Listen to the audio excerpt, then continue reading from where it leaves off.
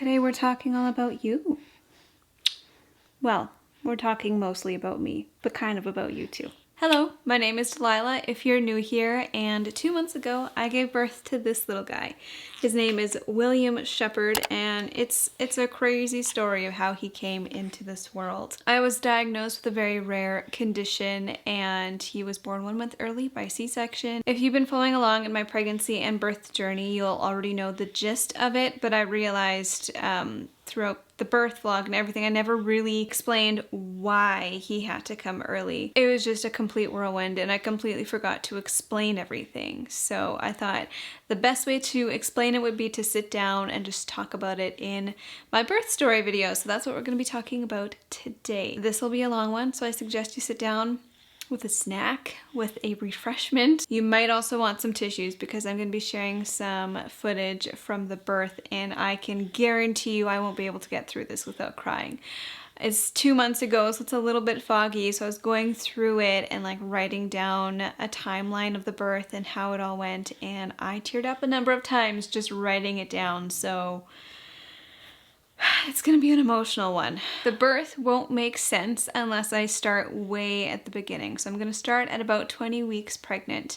I went in for my 20-week anatomy scan, super excited. I knew everything was going well. I was feeling him move. Never had I had any issues at the 20-week scan, so I was just really excited. And I came out of that scan in tears because I was diagnosed with Placenta Previa. If you followed along, you know exactly what I'm talking about, but if you've never heard of Placenta Previa, it's when the placenta is really low or covering the cervix. If you have placenta previa, you cannot give birth vaginally or else you will bleed out. The baby could bleed out. It can be a very dangerous situation. However, most of the time, placenta previa will resolve itself within pregnancy. Like by the time you give birth, the placenta will usually move up the uterine wall, and it's a pretty common condition. It's definitely not unheard of or rare. So they wanted me to come in for a second scan to just really double check and make sure they knew exactly where things were. So at about 22 weeks, I went in for a second scan, and they were very thorough. They did internal, they did external, they did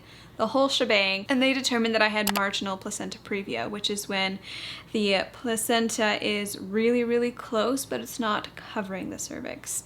So it's a very mild form of placenta previa. My doctor was super convinced it wouldn't be a problem. She was confident that the placenta would move up and out of the way by the time birth came, and so I was super relieved. I thought everything would be fine, but to make sure, they always do another scan before everything happened. So at 32 weeks, I think it was 32 weeks, I went in for another scan, and I was pretty confident, but I knew like there was an off chance that maybe something wouldn't be right.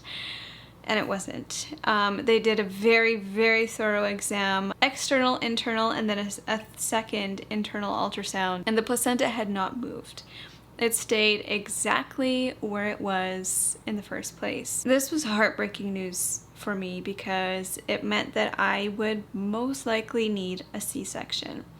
And the thought of a C-section just, it terrified me. My care was transferred from my family doctor to an OBGYN at the hospital after that. So I think it was 34 weeks. I went in for another scan at the hospital this time. They have a much better system. They're a lot more thorough. They specialize specifically in baby ultrasounds, so they knew exactly what they were looking for.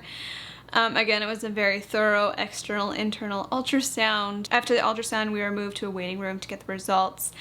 But instead of getting the results, they sent us to another room where they did a non-stress test, and they never explained why, and so I was getting a little bit worried. His heart rate was beautiful. He was super happy. Everything was perfect and good. And then the doctor came in and just dumped a ton of information on us. Basically, she told us that, first of all, the umbilical cord was in between his head and my cervix, which that in itself is a no-go for a vaginal birth. That means a C-section, because if the cord comes out first, that cuts off his oxygen supply. He wouldn't be able to breathe.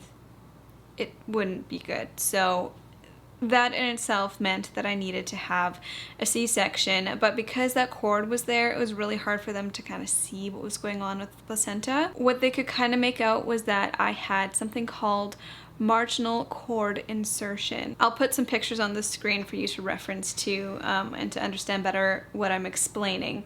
Also, I'm really bad at explaining this stuff. I'm not a doctor. I'm just explaining what was told to me 2 months ago. So it's fuzzy. I might not be saying it right, but this is what I know. So normally the umbilical cord attaches to the middle of the placenta, but in my case, it was attached to the side of the placenta where the placenta is weaker. There's a chance that the baby will get less nutrients. There's a chance that the baby could be starving. And so that's why they wanted to do the non-stress test, was to make sure he was all good. And he was great. It was something they just really wanted to keep a close eye on. And again, they said the placenta is just too close to the cervix for us to safely do a vaginal birth. So because of all of this, you will need to have a C-section, and we'll have to do the C-section around 37 weeks. So I got a call a few days later with the scheduled date, and it was, I think it would have been at 36 weeks and 5 days. And in the meantime, they wanted me to come in weekly for checkups and regular ultrasounds just to make sure everything was going well. So the following week, I went in for another appointment. It was a Thursday. It was June 10th. The day before, we had just gotten our maternity photos done, and we had gone, like, we had traveled about 2 hours away from home to get these maternity photos done. It was a really special photo shoot for us. And it had been scheduled for the 10th, but we had to reschedule because of this appointment, and I am so thankful that we did. That was definitely the Lord's hand at work in this, because I had no idea what we were about to experience. So we went in for a regular checkup thinking it was going to be the same as before, go into the ultrasound room and they're doing this ultrasound, and then the ultrasound tech calls in the OBGYN who was looking after me so that they could look at this scan together. This was the most intense ultrasound I had ever had. At one point, they were doing an internal and an external ultrasound at the same time. And it went on for what felt like forever. It was like the most uncomfortable. It was really nerve-wracking. And during this time, as they were discussing what they were seeing and all this stuff, I kept hearing the word velamentous. And I didn't know what that was exactly, but I knew it wasn't good. But here's the thing. At this ultrasound, William had flipped breech. I don't know when it happened. I was kind of suspecting he had been breech the night before because my stomach just looked different than it had previously, but never before had he flipped. Never before have any of my babies flipped. But for this ultrasound, he had flipped. And when he flipped, he had taken the umbilical cord with him, so it wasn't in the way anymore. And so they could get not a really clear picture because he was kind of big and it was later in the pregnancy, but they could get a much more clear picture of what exactly was going on with my placenta and everything. Had he been head down and that cord still in the way, they wouldn't have been able to see what they saw. So after a really long time, they finally sent me to get another non-stress test, and because he was in a super weird position, they had a hard time getting the monitor on the right spot. No one seemed terribly worried, so I was trying not to be worried, but I knew it probably wasn't good. Basically, we were told your options are A, come in for a C-section tomorrow, or B, stay here at the hospital until next week and we'll do your C-section at its original scheduled time. So here's what happened. I was diagnosed with Vasa Previa, which is something they had originally ruled out in the first ultrasound because the cord was in the way and they couldn't properly see things. But now when they could see things a bit better, they figured it was Vasa Previa. And Vasa Previa is a very rare condition. It's a very serious condition. So what it is, let me try and explain this right. I have to put you down so I can use both hands. There are blood vessels within the umbilical cord. There's maternal blood vessels, my blood vessels, and fetal blood vessels, which was his. They're inside the umbilical cord, and usually they attach straight into the placenta and the umbilical cord protects it. But in my case, the umbilical cord ended and then there were exposed blood vessels, fetal blood vessels, attaching to the placenta on the side. So when those blood vessels are exposed, they become very, delicate, fragile. If I were to have contractions to go into labor, if my uterus were to contract and those blood vessels were to burst, he would have bled out and he would have died in my womb. I would have given birth to a stillborn. If it were maternal blood vessels that were exposed, it wouldn't have been as big of an issue. Like, I would have been more at risk, but I have more blood than a newborn baby has. So because it was fetal blood vessels that were exposed, that's obviously very worrisome because they don't have a lot of blood and they can bleed out very quickly. Now, what made this all so much more concerning is that all of this was taking place really low, really close to my cervix, which meant a vaginal birth was just not even close to a possibility. First of all, my placenta was in the way. Second of all, there's these blood vessels that could be ruptured if his head were to pass through, or if I had strong contractions. And there was this cord that was in between his head and the cervix. So there's three things that made this just a no-go. There was no possible way I could give birth vaginally, and it was very serious. I could not go into labor. That'd be way too risky. So they told us I could stay in the hospital. I would be on bed rest, and they would monitor me and baby very closely for a week until the original C-section date, or I could come in the next day and have a baby. And that's what they were obviously pushing for his safety and my safety. And that's ultimately what we decided to do, because at 35, 36 weeks, the chances of him being in the NICU were about the same. And I didn't want to risk anything. I didn't want to have to spend a week in the hospital alone, away from my husband, away from my kids. It wasn't practical. It didn't make sense. It made the most sense to have him the next day. So we were sent home to pack our bags, to say goodbye to our children, to bring them to Gammy and Papam's house and come in that evening. And it was the most wild, bizarre, fuzzy few hours, just trying to wrap my head around the fact that I have a serious condition. My baby's life is at risk. I'm having a baby 1 month early, and I'm having a surgery. Not at all how I had envisioned his birth to be. So we packed our bags, we brought our children to their grandparents' house, and we said goodbye. And we went straight to the hospital that evening. They wanted us to spend the night there so that we would be ready to go the next day for whenever they had a chance to fit me in, because they had a number of other scheduled C-sections also happening that day. I will do a video about what to expect with a C-section and a C-section birth versus a vaginal birth, and my experiences with both of them and what to expect with them. So I won't go into those details in this video, but I will say I hardly slept a wink that night. He was moving like crazy that night, and I knew he had flipped back.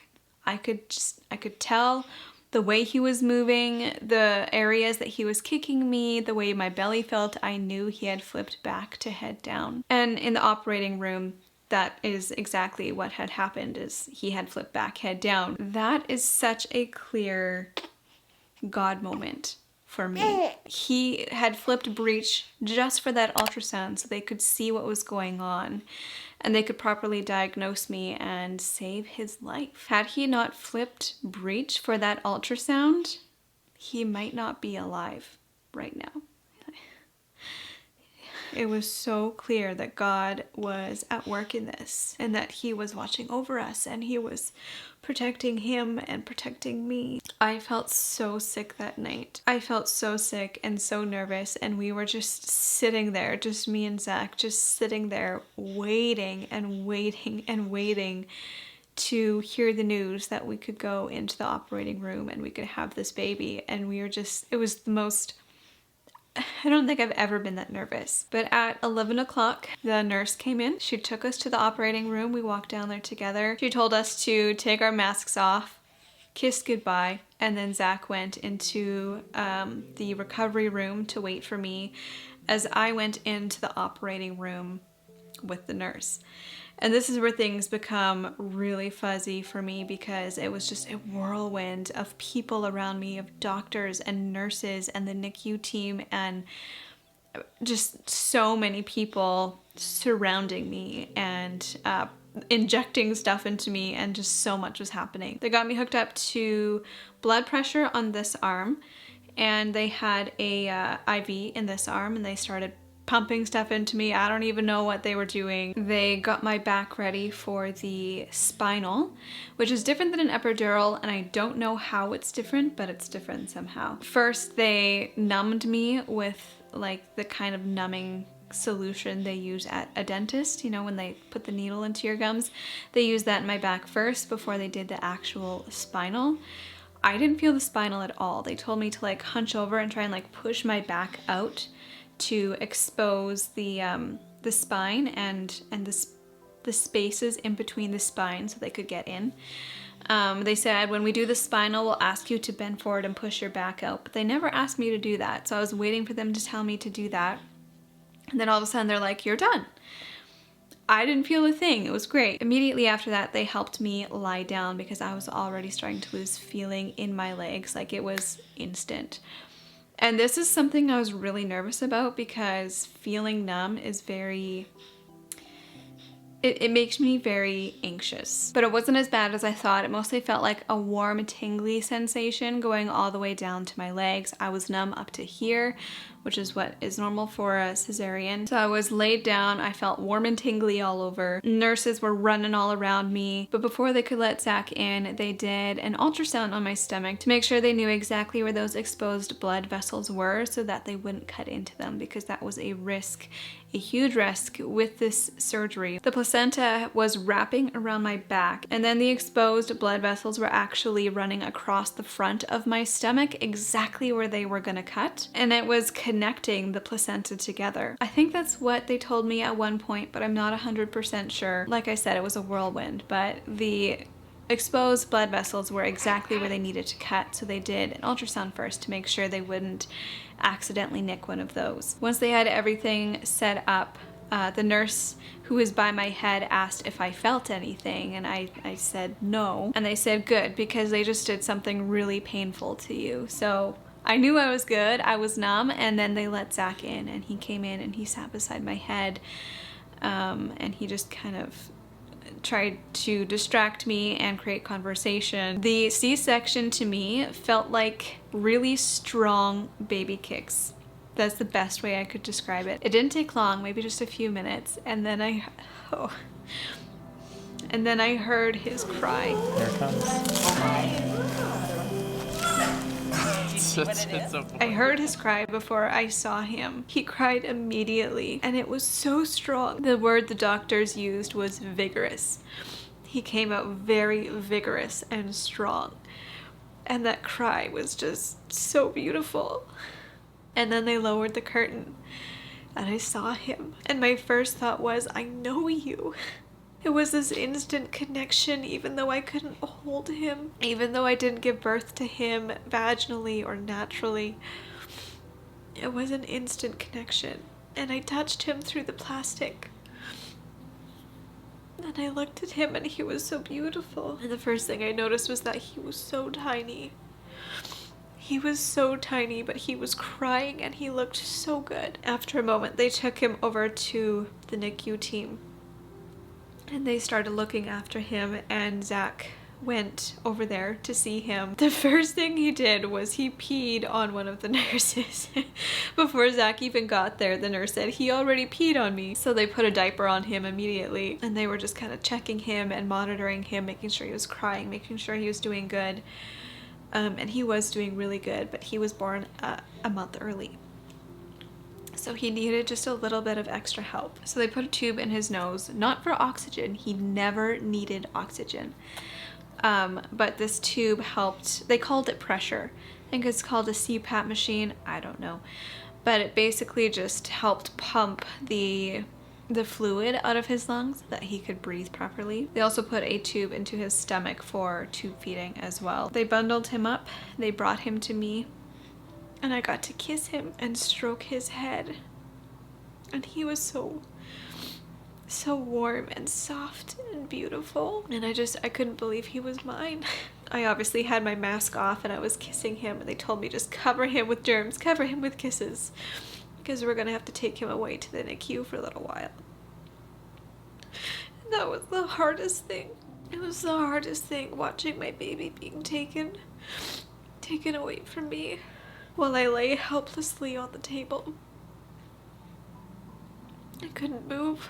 So Zach went with him up to the NICU, and I obviously stayed there while they stitched me back up. I literally had the best of the best doctors working on me, the best doctors in my area. I don't remember it taking very long for them to stitch me up, and then it was a group effort to get me onto a bed where they could wheel me into recovery. And I sat alone in the dark behind a curtain, my belly empty, my arms empty, until Zach came down. He sat there with me for a while and he showed me pictures and video of William. And we spent the next hour or so just looking at those pictures and watching those videos. The doctor came in to see me after, and they showed me a picture of my placenta, and I could tell by her tone that it was a very serious situation. Like, she was surprised. She was kind of shocked. I'm just so thankful that he's okay, that I'm okay, that everything went as good as it possibly could have gone. I'm so thankful for the team of doctors working on me, and the nurses and everyone involved. I knew I was gonna cry. I knew it.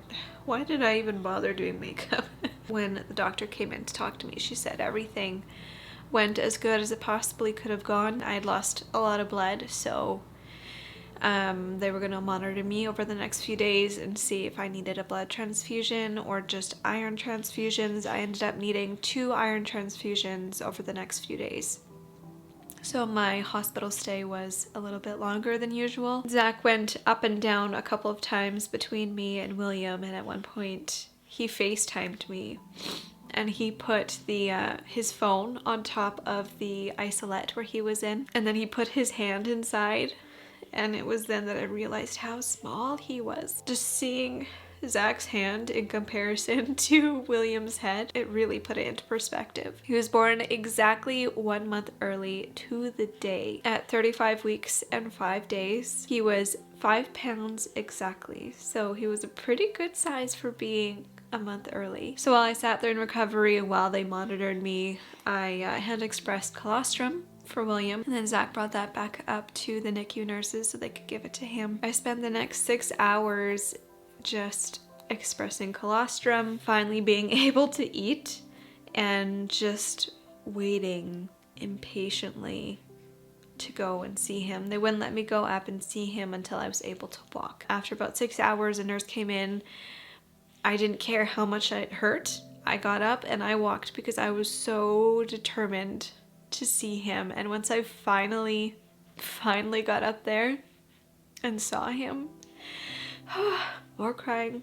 They let me do skin to skin with him, so I was still wearing my hospital gown with nothing underneath. And so they put him right into my hospital gown and we did skin to skin together, and it was, having him on my chest was the best feeling in the world. He was connected to all of these tubes and monitors and it made me so sad, but having him there on my chest, it just felt so right. He settled right in and you could tell he knew. He knew it was me. And then we finally FaceTimed family and showed him to them and told them it's a boy, and we told them his name, and Eloise was so excited. She was so happy. She was so excited. And then it was a very long 6 days after that while he was in the NICU. I ended up being discharged from the hospital before him, so there were a number of nights that I went home without a baby, and it was really hard. I am so thankful that he only spent 6 days there, and he has been amazing ever since. It's been a dream. All right, I'm done. No more crying. So that is the story of how William Shepherd came into this world. Our third child, our second son. Throughout everything, we could just so clearly see God's hand at work. We could see him watching over us and protecting him. I'm so thankful for you guys, my prayer team, my prayer warriors, for the people at home, our parents, friends, family who helped watch our children while we were at the NICU with William and in the hospital, and bringing us food and meals. And we very clearly witnessed the Lord working in our lives. There are some very beautiful memories that I'm going to cherish and cherish forever. Anyway, thank you all for watching. I apologize if I made you cry, but that is the story that I have been dying to share for the last 2 months. I know it's been a long time. My hope and prayer with sharing this story, our story, is that it would touch the hearts of mothers and fathers going through similar situations. You're not alone. Your feelings are very valid. It is really hard, but when you bring that sweet child home, it all just melts away. Thank you all for watching, and we'll catch you in the next one. Bye!